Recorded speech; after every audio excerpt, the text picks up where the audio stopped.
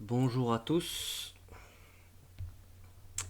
Donc encore un cours CSS ou la partie d'un cours CSS. Toujours la chaîne YouTube From Scratch Développement Web. Toujours la petite vignette Apprendre CSS de zéro. Et donc là on en est au chapitre grid. Donc là ça y est, on est vers la fin. Donc le résultat du jour, c'est ça. Donc on a mis le petit logo CSS et on a fait un formulaire. Donc déjà, pour reprendre de zéro, euh, alors déjà mardi, j'avais dans le CSS, donc dans le body, j'avais retiré overflow hidden. Ici là, j'avais retiré overflow hidden. Tout simplement car la page elle était trop petite et voilà, on pouvait pas. Mince, comment on appelle ça? Swipe, c'est ça? Enfin, monter, descendre quoi. Comme la page elle était fixe, on perdait un bout. Enfin bon, voilà, je l'ai retiré, je préférais comme ça. Donc, qu'est-ce qu'on a fait? Dans le HTML. Dans le HTML, on a fait une div. Tac, tac, tac, voilà. Div class grid. Donc, H de grid. Et on a inséré une image. Donc l'image, voilà, donc dans Asset, logo SSS, je l'ai appelé comme ça. Bon, c'est cette image-là. Ensuite, qu'est-ce qu'on a fait? Oui, donc ça c'était mardi. Hier, ce que j'ai fait dans HTML, ça n'a rien à voir, hein. Là, on n'est pas dans le grid, mais dans HTML, là où il y a les liens, donc là on est dans la div Flexbox. À chaque lien, j'ai rajouté target égale entre guillemets blanc. Voilà, donc ce qui permet que lorsque je clique sur le lien, ça l'ouvre dans une autre page. Donc voilà, c'est ce que j'avais parlé lors de la dernière vidéo. J'ai dit que ce serait bien que je le fasse. Donc j'ai regardé dans mes notes et je l'ai retrouvé. Et c'était même pas dans les vidéos mes premiers pas, c'était dans cours HTML. Ensuite, on a commencé le formulaire. Donc le formulaire, donc c'est ça, c'est forme avec input, donc type texte first name, donc le prénom. Ensuite, surname, le nom, etc. Texte area, donc c'est ici votre message. Donc on lui a donné calls de 30 et rows de 30. Et comme placeholder, ici votre message. Et un dernier input, donc de type submit, donc qui est le bouton valider. Donc ça, pour ce qui est du HTML, ça y est, c'est bon. Voilà, c'était pas compliqué. Mais ça donnait vraiment. Attendez, comment on va faire? Hop. Pour montrer ce que ça donnait quand même.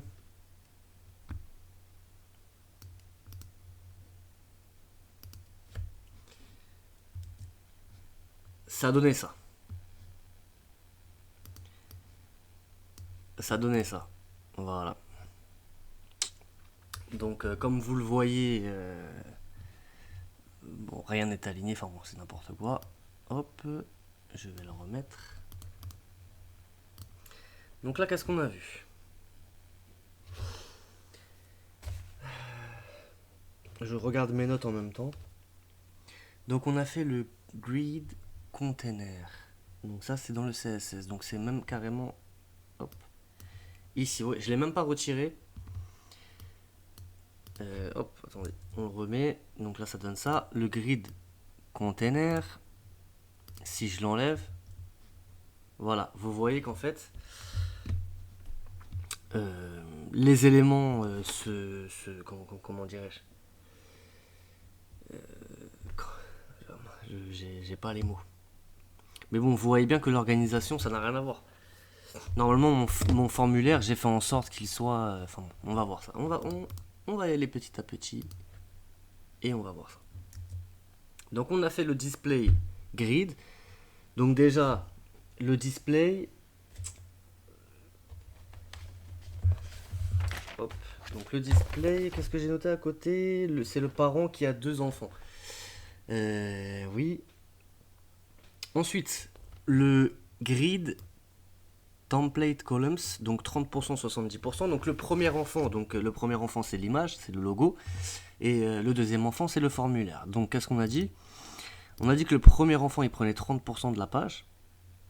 Et le formulaire 70%. Mais par exemple, si je mettais 50-50, on va voir ça.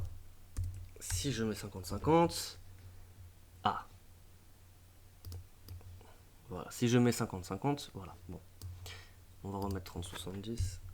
C'était très bien comme ça. Hop. Et le padding, voilà, histoire que ça se décolle un peu. Donc voilà. Hop. Bah alors, qu'est-ce qui se passe? Qu'est-ce passe ça, mon ami? T'étais très bien tout à l'heure. Qu'est-ce qui se passe? Ah, magnifique, c'est bon.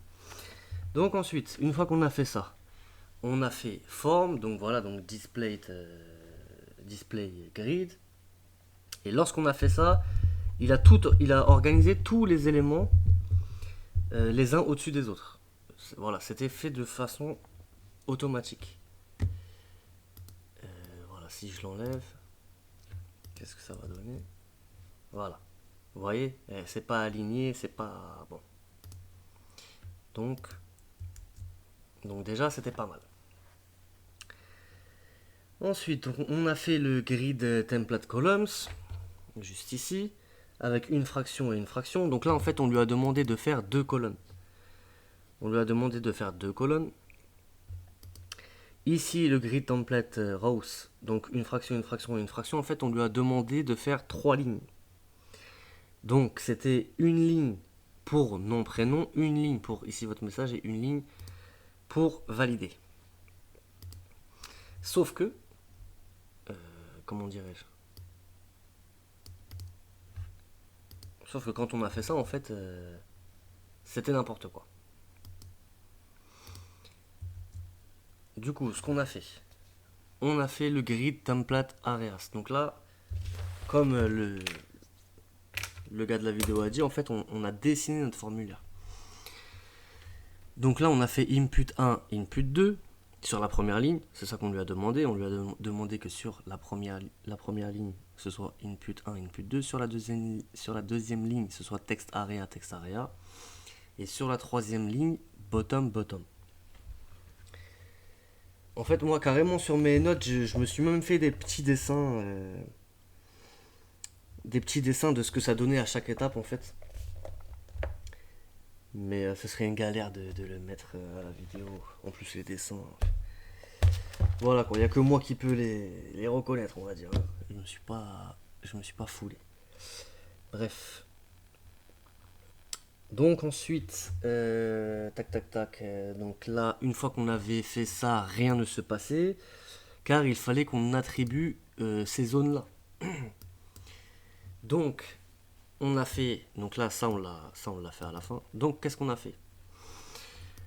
On lui a dit que first name, donc prénom, c'était égal à input 1. Donc grid area 2.i1. Que le nom, surname, c'était égal à input 2. Que text area, bah, c'était égal à text area. Donc resize, ça c'est autre chose. C'est parce que lui, quand on avait fait tout le tableau à la fin, ici là, ici votre message, en fait, il pouvait agrandir ou rétrécir le truc. Ici là, ça pouvait, voilà. Donc, comme lui, il avait eu ce petit problème, on a mis resize none, de manière à ce qu'on ne peut pas changer la dimension du tableau, quoi. Ouais, je l'ai noté, bon, ça comme c'était tout à la fin, bref. Ensuite, donc, par rapport au bouton valider, donc input type submit et on lui a dit que c'était égal à bottom, donc BT. Une fois qu'on a fait ça, ça y est, tout était nickel, tout était bien mis, et donc après on lui a donné un petit peu de, voilà quoi, un petit peu, comment dirais-je, on l'a rendu beau gosse quoi. Donc là on a créé input et text area, on a mis margin 5 pixels, donc ça on sait ce que c'est, 8 45 pixels, donc voilà la hauteur, etc. On sait ce que c'est, border, donc on a mis des petites, bordures en rouge. Le padding, voilà, pour que ce soit bien aéré, que ça colle pas. Border radius. Font size, donc 1.1 REM. Donc on avait dit que 1 REM c'est égal à 16 pixels. Et font family, font 1. Donc voilà, ça avait donné cette bogosité. Et on avait fini par quoi en fait? Vous voyez le bouton valider là. On a fait en sorte que, donc là ma souris elle est normale. Mais lorsque je vais dessus, c'est comme une petite main qui appuie dessus. C'est comme une petite main qui appuie dessus et ça, c'est grâce à cursor pointeur. Donc voilà, c'est grâce à ça qu'on pouvait le faire. Et donc après, on a vu le fameux hover. Donc ça, j'en parle pas vu qu'on l'avait déjà vu dans une autre vidéo. C'est le fait que quand on vient dessus, ça change de couleur. Donc là, on lui a mis une couleur rouge vif avec le validé bien blanc. Ici, là. Donc input type submit 2.over et puis la fameuse transition où quand on vient dessus, voilà, ça met un peu de temps. Si je mets 0.9 pour exagérer, hop, quand je viens dessus, voilà, ça met un peu plus de temps à venir et partir. Donc voilà, c'était la vidéo du jour. Donc là, ça touche à sa fin, hein. Franchement, moi je trouve que c'est pas mal, hein. Moi je trouve que c'est pas mal. Ça prend forme. Bah, plus que 2 vidéos et c'est fini. Ça prend forme, ça prend forme. Et je pense qu'en fait, tout ce qu'on a vu là, que ce soit en HTML ou en CSS, je pense faire un projet du style, je vais essayer de faire une sorte de blog. Bah, n'importe quoi, hein, on verra, hein. En revoyant tout ce qu'on a vu et en essayant voilà, de faire mieux. En essayant de faire mieux. Ok, est-ce que j'ai oublié quelque chose? Je ne pense pas. Et ben voilà. Allez, bonne journée à tous et ciao.